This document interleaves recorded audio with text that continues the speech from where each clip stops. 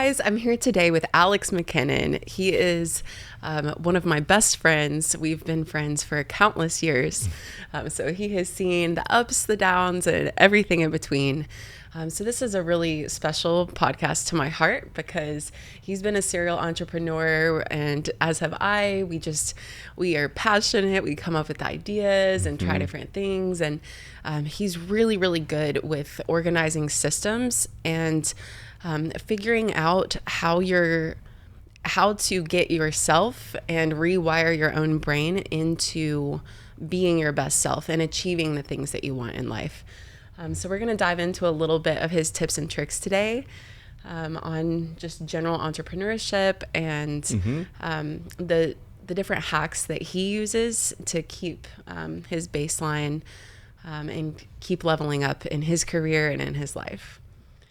So thank you. Oh, you're welcome. You're welcome. Thank you for the generous introduction. Yes, I could say so much more, but we'll save that for another time. I appreciate it. It makes me feel warm and fuzzy inside. Good.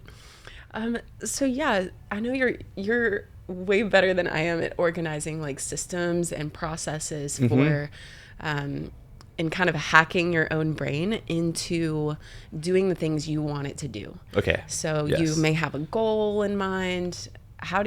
What are some things that you do to help yourself actually achieve the goal? Okay, I'm a big fan of frameworks. So whenever I think of a problem or a goal that I want to solve, I think of what framework can help me achieve it. So whenever I have a goal or outcome, I usually work backwards from the outcome. So this is the result that I want. And then I say, okay, well, this is the result that I want. This is where I'm at. And then that kind of creates the framework. So this is the finish line. This is where I'm at. I don't worry about anything past the goal, and I don't worry about anything before where I started at. And so that's just like kind of some hard boundaries to start working inside of. Next thing that I do is I look at my resources and I ask myself, are the current resources that I have enough to achieve this goal or get this outcome desired? If the answer is yes, great, I proceed into organization. If the answer is no, I have to look at where I'm going and then assess what resources I will need to get there. And then once that is in place, so now that I have where I'm going, my resources, I then at that moment in time begin to reconfigure and configure the resources that I have to get the result. And I'm trying to keep it very vague so that way you can extrapolate and kind of put your own framework on top of it. Getting jumbled up. Once I have a framework that looks like it's going to work, I then test and then take notes to see what worked, what didn't work. And then I continue that until it looks like it's highly likely that I'm going to achieve my goal or that this can work. And then that's the testing phase. I haven't really put it into play yet.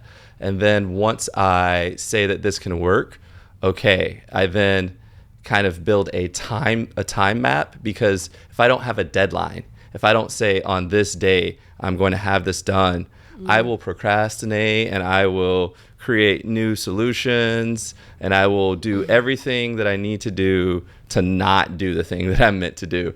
And that's kind of the things that I deal with. But it's really just creating an environment for you to solve a problem and then putting in the time and work to solve that problem. And it could be human systems, it could be IT systems, it could be, emotional systems for support of many different people. A system is a system, and the quality and the efficacy of your system will determine how easily you reach success. Interesting.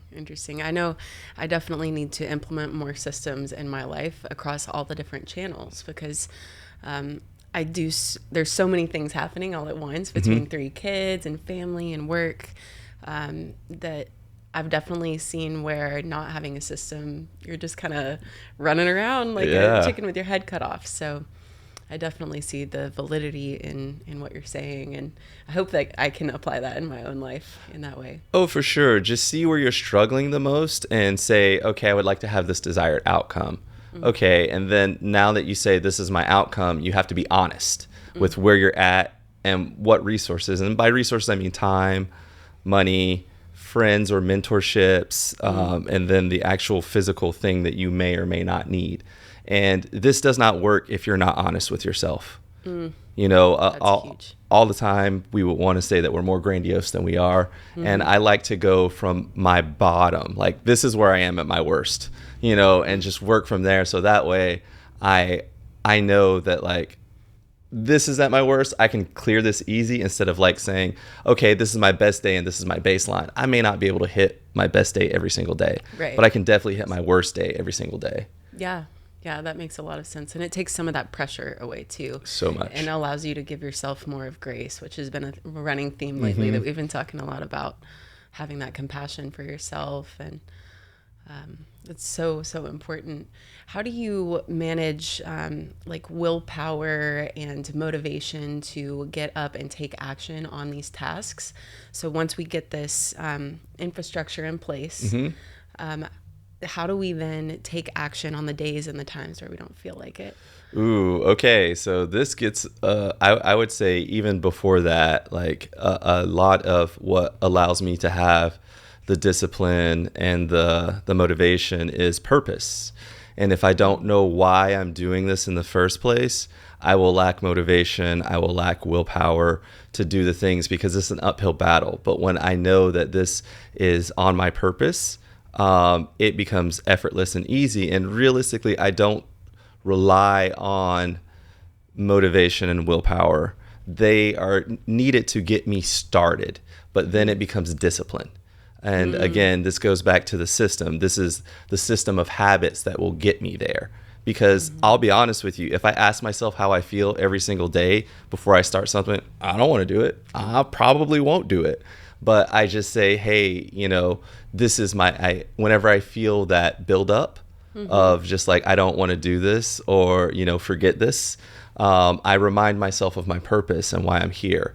And so that purpose is kind of like a guide rail to funnel me back into the activities that I've chosen for myself or the goals that I've chosen for myself. Yeah, that's beautiful. I really like that. You always have the most unique perspective. And that's just an Alex thing.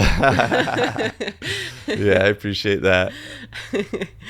And so I love the way that you said that it's no longer about the motivation and the willpower past getting started. It becomes about the discipline. Do you have any tips on how to be more disciplined or how to practice that in our daily lives? Yeah. In a way that's not like, at least for me, I kind of get like that kind of thing when you say discipline. I feel like it's going to hurt and I'm not going to like it. Right. And maybe that's just my association, but how can we turn that into something like fun and positive and compassionate? Yeah. I am a fan of gentle discipline.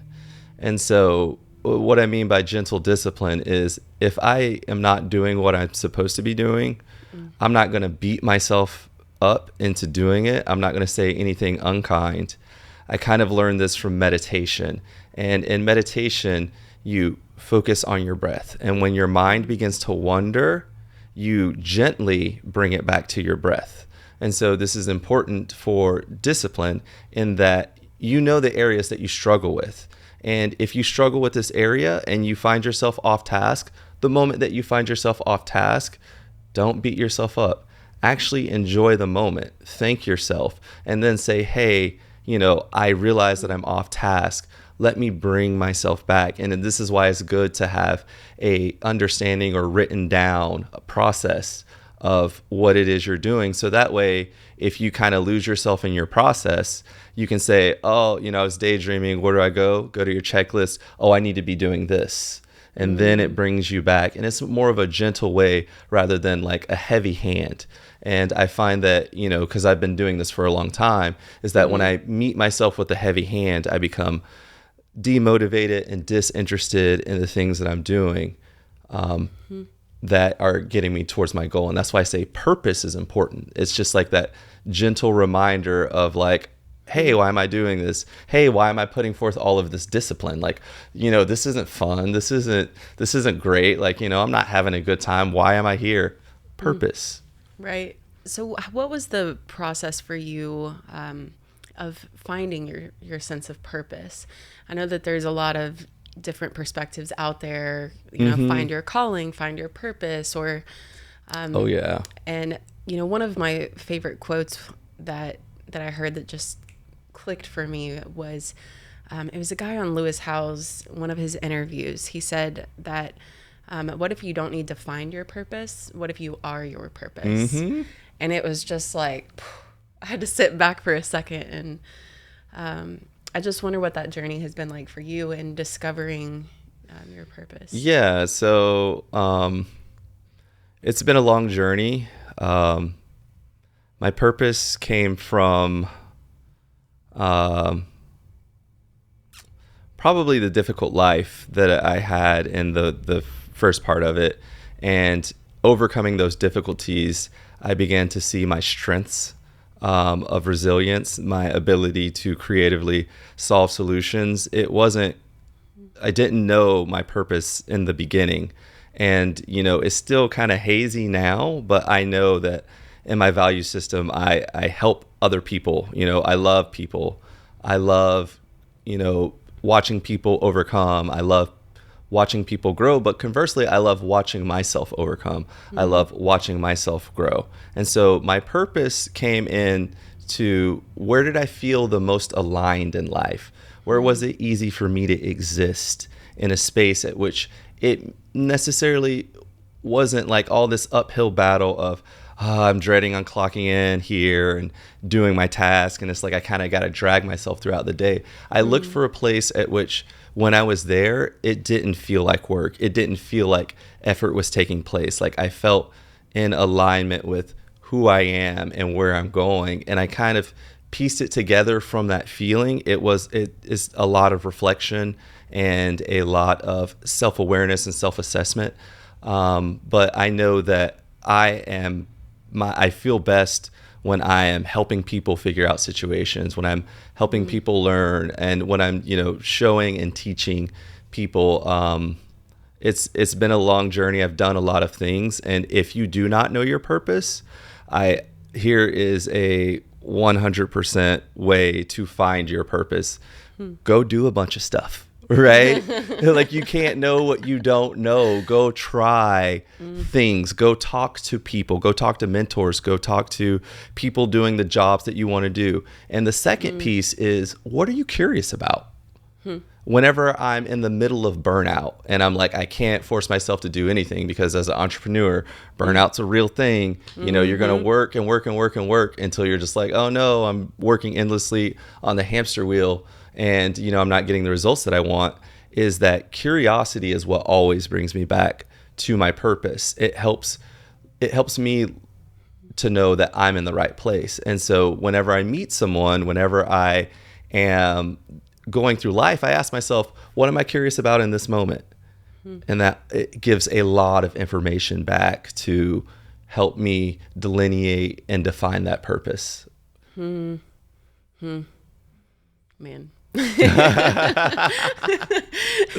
He always does this. He leaves me speechless. I never know how to respond. It's okay. So let me ask you this question. What are you curious about, like in this phase of life? Time management is a big topic for me right now. Okay. Because I'm getting to that point where I have so many tasks in so many different categories, located in so many different apps, emails, texts, computer, iPad, all these different locations. And just keeping up with where all the tasks are, and then prioritizing them. I feel pretty solid about my execution once I can see. But it's really just been the organization of my time and my tasks. Okay. That have been that's my pain point. Maybe not my curiosity. Oh, okay. But it's a pain point that I'm excited to get to the next level with, because I think it's going to allow everything else to go run so much smoother and be able to help more people more efficiently. 100%. And so I hear, and what you're saying is that you have a lot of energy put into finding a solution, or your solutions are all over the place. So a lot of your energy is expended in trying to manage where things are. So that way it robs you of your precious time that you could be using to focus on your business. Right. So the biggest, or kids or family, or yes, or anything. Okay. So immediately what comes to mind is a reprioritization of all your tasks. Figure out what the most important ones are. Which ones are vital to running your business, which ones that if you were to do would free up the most time, and then also look at which tasks you are eating the most time and what can you delegate to someone else. Right. You have human resource, people, and utilize those, because when you have people around you that can take out your pain points, it will free up much more of your mental space to focus in on the things that are important to you. And so that's why the prioritization has to come in, is because your family's a priority, making money in your business, scheduling clients, like keeping the workflow going. Look through each one, each thing, and prioritize. And you may have to do this multiple times. This isn't a one and done. Right. This is a constant reappraisal of your priorities as you move forward through life. Right. And I think that's been one of the big transitions throughout my 20s, has been understanding that these things that I learn are not a one and done. It always circles back with a deeper meaning, a deeper layer that was undiscovered and I was unaware of previously. And it used to bother me because I feel like I already did that. Like I've already beat this. Why is it coming back? But then on the other side, once I level up again, comes all the relief, and all of these doors open up. Absolutely. And so I'm working on shifting my attitude to that space of gratitude when I come up against something that I've previously addressed or improved upon. Okay. So can we switch gears just a little bit to life and philosophy? Yeah. Outside of business. And so let's talk about the cyclical nature of life. And so I came to this realization in the middle of reflection a while ago. And it was, again, these same themes keep coming up in life over and over and over again. And I was like, I thought I defeated this. Why does it keep coming back? And I was just like, why is it here? It would go away I would, have the discovery, change the behavior, and then it would go away for a while. And then a year or two later, I'd be like, hey, it's me again. Yes. And I'm like, no, it is like, this time I brought a new trick. And it's like your old methods for solving the issue won't work. Right. And so it's like you have to invent a new solution. And so it always bothered me. I was like, man, why is this? And then I started to think. And then I realized something. Everything that you know is in a cycle, right? Like let's take it to our breath. We breathe in, we breathe out. Let's take it to day and night. We have a day and night cycle. Let's take it to a year. We have a yearly cycle. We have seasons. Everything is in rotation, in motion, right? So you have a problem right here, and you're coming up on the problem. There's the anxiety. Oh, you cross the problem, just like it would be a number on a clock. So let's just say 6 o'clock, right? And so you're ticking towards 6 o'clock, and you see it coming, and it has this large gravity that's pulling you, and then you pass 6 o'clock, and then if you don't let go of the thing, it will constantly drag your attention back to 6 o'clock, even though you're on 7 o'clock, 8 o'clock, 9 o'clock, 10 o'clock, right? And so if you learn to let go, surrender the thing, surrender to it. If life is pulling things out of your hand, let it pull, because you're at a different part of the cycle, and it'll come back around. You're coming back around to it because there's a cyclical nature to your being, a cyclical nature to your growth. Of course, you defeated the thing on this level, and that's great. Just know it's coming back, and not to have anxiety because it's a teacher. It's not that it's a problem that you're like, oh, I wish this is keeping me from living my life. It's like, no. This is a life lesson that you're going to learn every single time around the sun. Interesting. Are there a series of experiences like that you've identified are come back? I mean, I guess things like self-control, that's in a cycle. For me, it's self-worth. Okay. I struggle with self-worth. And it's like usually the wounds that you were inflicted in childhood will be the things that will be the lessons that will keep coming back up and up and up again. And it's like I constantly have to battle against self-worth, against the voice in my head telling me that, like, you're not good enough or this isn't good enough. And it's like I have to, in that moment, realize that I am the observer and those are just thoughts, and say, I hear those thoughts. However, this is how I choose to construct my reality.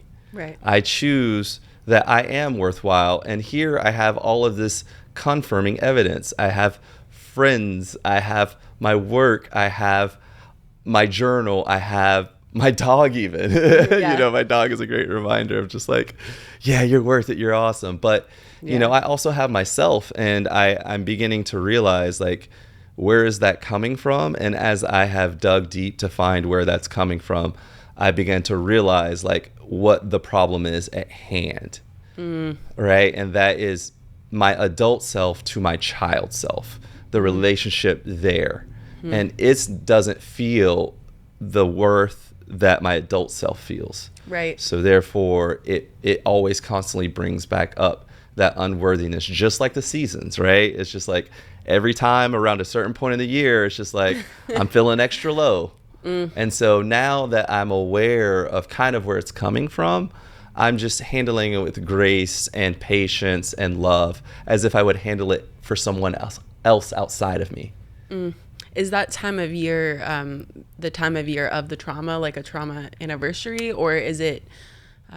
It moves, and I would love to say that I'm that aware of it. I just kind of know it when it pops up. I'm just like, hey, you feel familiar? I'm like, oh, it's you again. Okay, well, let's solve it, Yeah. And so last year, I was going through a particularly difficult time. I got hit in every aspect of life, and it happened back to back to back to back to back to back to back, right? And I was like, I knew in that moment that, I'm not meant to fight this. I'm meant to let go, let everything fall that falls.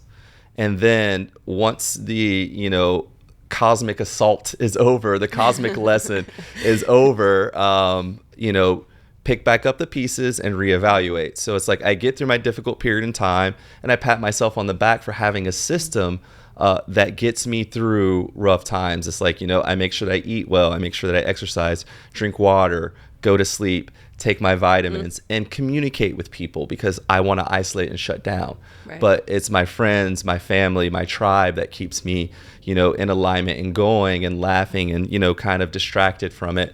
And then once I made it through the tough time, I realized that this big structure that I had built had fallen over and fallen apart. And I wanted to mourn that. I wanted to be like, oh, I'm so sorry. Like, everyone take pity on me. Instead, I chose to analyze and say, no one take pity on me. This fell apart because I built it wrong. This fell apart because it could fall apart, and just accept that. And when it fell apart, it didn't shatter into a million pieces. It shattered into about 5 main pieces. But underneath the structure that I had built it on, the ground, the foundation had cracked. And it had shown me that I had buried over something.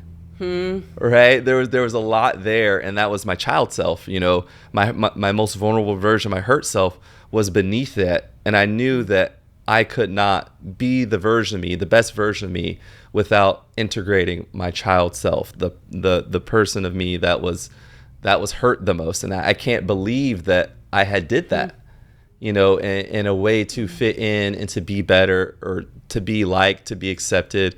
You kind of pave over those pieces of you that you're ashamed of and that you don't want the world to see. And I had a history of doing that. And, rather than look at this tough time in my life where everything was going quote unquote wrong, I just let it happen. And it showed me the piece that I needed the most, which was me. I feel like that so often that is the answer. Yeah. Whether it's the answer is me or the answer is to go inward. Yeah. And it's all revolving. Especially lately, there's been this other theme along with giving yourself grace of the inner child. And that's something that I think sometimes we'll see people overpost about, or, when it becomes trendy, sometimes it can lose its power. Right. But when you really exercise it is, and we had this conversation earlier, it's like time travel in a way. Yeah. I mean, and how you were mentioning of importing the anxieties of the future and not getting caught up in the sadness or stress of the past and living in that present moment. And I really do think that the inner child work is part of that key to the present. Absolutely. And I think it's so beautiful the way that you described how to treat your inner child. Yeah. And that when you're beating yourself up, you're actually beating up that inner child rather than just the you that you see in the mirror. Because for whatever reason, I guess we value at least for me, when I picture my inner child, and me at 7 years old, I'm much more compassionate with her than I am with current me. Right. And why is that, right? I'm still me. In fact, I'm an improved version. I've learned more. I've accomplished more, but... Yes, you have. But it's just, it ignites this natural sense of compassion. And what I realized in my own reflection was it wasn't that I wanted anything specific. My inner child didn't want anything specific, other than just to spend time with her. And I can relate. as well as just to be an advocate. Someone to stand up for my best interests, to stand up for me. And that's something that I'm learning I can apply to life now by setting boundaries. That's another way of protecting that inner child. Yes. I mean, there's so many directions you can go with meditations or practices with taking your inner child into consideration and becoming aware of how that can help you grow. Absolutely. And so I'm, pretty late in life learning this lesson. So it's never too late. And let me tell you, the value of just understanding that my inner child is in there has immensely translated to my business acumen. I can be more present because I'm not ignoring a piece of me that's vying for my attention because I'm covering it up with work. I am very, very guilty of running away from my life by overworking. And so, just as a drug addiction can form, a work addiction can form. If you're not showing up for yourself, if you can't stand to look at yourself in the mirror, why are you doing this in the first place? It's like, me personally, I seek harmony, with who I am and how I exist in this world. And so it's kind of like bringing two circles together. If you ever had, a poi or weighted things and you kind of bring things to overlaps, it's like if you get it out of time or sync, they'll mess with each other and then you'll mess it up. I can't. Yeah, you'll lose that flow. Yeah, you'll lose the flow, exactly. Yeah. And so I feel like it's me just balancing my present self with my past self, and when that aligns, a vision of my future self is there. Right? It's like it becomes more clear, it becomes more effortless to bring forth that future self. Right. I'm excited to see your future self. It's nice to meet you, future self, from back then. Yeah, you know? right. I mean, I guess you've known me through the years, and you've seen the evolution within me. Just I've seen the evolution within you. So, you're looking at the past version, future self, which is the present me. And so, it's just been a joy to journey and grow with you and watch you develop professionally and develop personally. Yeah, definitely. And I couldn't have done any of that without you. Oh, So well, thanks. you've been a pivotal part of my journey, and the establishment and the growing of my character, my integrity, the things that I value the most in life, behind the scenes. Because, and whether it's this business or any other business, that's something that's so important to us, is to be able to bring our integrity and character into what we're doing. Absolutely. Because without that sense of purpose, without that, it's nothing, right? It's just, I'm clocking in, I'm clocking out. There's no value there. Yeah. And after having my epiphany, which I've talked about on here before, that we are the value that we bring, and being willing to just show up and be open, like you were talking about earlier, that's half the battle right there. Yeah. So, high five for all of the growth that you have made along the way. And, it's just exciting to see where we are now, and we'll look back at this and have those conversations again and see where we are. At the next checkpoint. So I do want to, before we finish this and wrap this up, I do want to highlight something for the business and the business people out there, the entrepreneurs, is I am only as great as the people around me. Make sure you have the correct people around you that support your success. And if there is anyone around you that doubts you, you don't need to be spending time with them. And it may be hurtful, but it may be your family members. When you grow and begin to level up, one thing that a lot of people don't talk about is that you will outgrow people, and you may love them dearly, but if they do not support you in your success, you have to kind of distance yourself from them, because it's hard for them to divorce who you are becoming from who they have known. And you may be becoming someone that's unfamiliar to them, and it's okay. You're on your journey. They're on their journey. You have to know your purpose and align yourself with that purpose and say, it's going to take me away from some people in my life. However, it's going to bring the people that I'm aligned with closer in my life. And it's going to bring people around me that will foster my success, that will see my struggle and assist me in the things that I'm doing. And so you have to be open to letting those people in and letting go of the old. And it's like, I've struggled with that. I love my people. I love them. But some of them are not focused on success. And, I just look at their habits, and this is no dig to anyone. It's like, are your habits gearing you up for success? And if the answer is yes, great, then you will meet it. And if the answer is no, great, then, I kind of got to separate myself for a time being. And so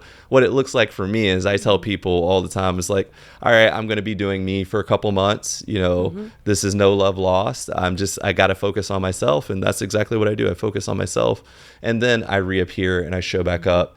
The evolution takes place within me and away from their eyes. And then when I come back, they can see the changes and the difference in me. And that way I don't have to deal with their objections to me changing. That makes a lot of sense, because you do get those objections and those moments, and they're not fun. And it's, I've had numerous situations where we've had to walk away from people or distance ourselves, and it's never fun, and it always hurts. It hurts us.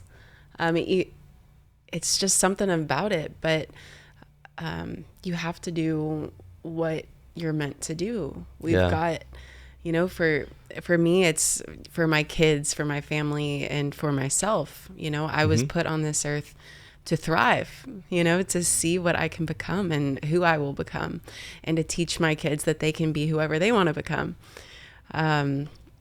So it's just not worth the risk of losing the potential of what I can be and what I can represent to my children by letting anybody or anything get in my way. And it's not personal. It's not meant to be, and I'll always love the people dearly. Like there will always, anybody that I've met in my life, I'll always have a spot for. But there's only so many hours in a day, and my kids take most of those. And then from there, it's just building and growing and being really selective, like you're saying, with who you surround yourself with. And because I think, the more people that do that, the more we level up, and then together we collaborate and make even bigger things happen. Absolutely. And that's what I'm excited for in this chapter of our lives, is we're really stepping into that space where, we've helped a lot of people already in our journeys, and but the sky's the limit, right? It really is. It really is. And so, I'm going to bring back a lesson in this, saying this is like, right now, a lot of my motivation is my curiosity. And I am curious to see what I can become if I harmonize and align myself with my highest goals, and then put forth, as much effort as I possibly can. Because to be honest with you, the audience, and myself, is like, I've kind of only half-assed some things. And I've gotten decent results, but it didn't last. And I just have to be honest. And so now I'm like, I only have this one life. I have this one time. I have this opportunity. What can I do? I don't know. I have an idea. Curiosity. Yeah. And so I'm just curious to see what I can do. But a lot of this curiosity has me facing my fears. So we're in the middle of one of those fears. And this is where it's very difficult for me to speak publicly towards an audience at which I don't know who's going to view this, right? And so there's been a lot of anxiety and trepidation from me ever doing this. But my wonderful friend here has built a platform, and my desire to help her grow and to help her become the best version of herself is greater than my fear of speaking to people or speaking to an audience that I cannot see.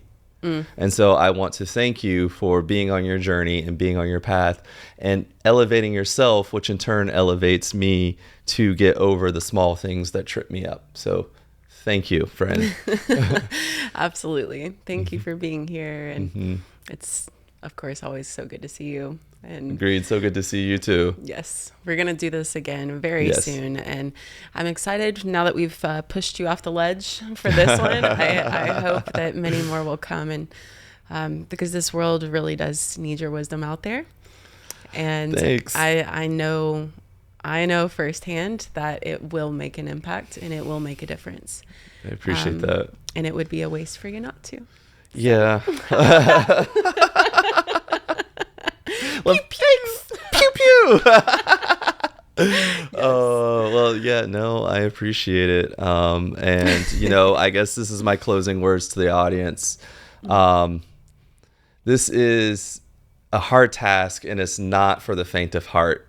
It will strip you bare and show you exactly what you're made of. But if you have enough fortitude and strength, you will transform yourself into the thing that you want to be and the thing that the world needs. The world needs more people that are willing to stand up and help each other.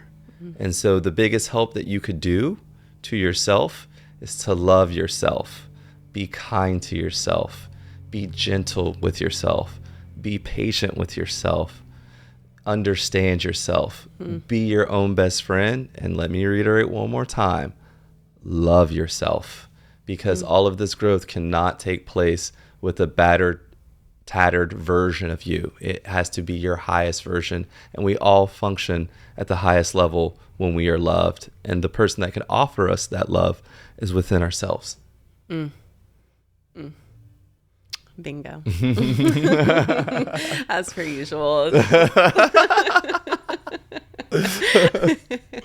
Well, those are our closing words. Yes. So thank you guys for real. If you liked this video, if you can help me get this guy to share his wisdom, please like and subscribe this video. This world needs more of him. So thank you. Thank you. We'll see you on the next one. Take care.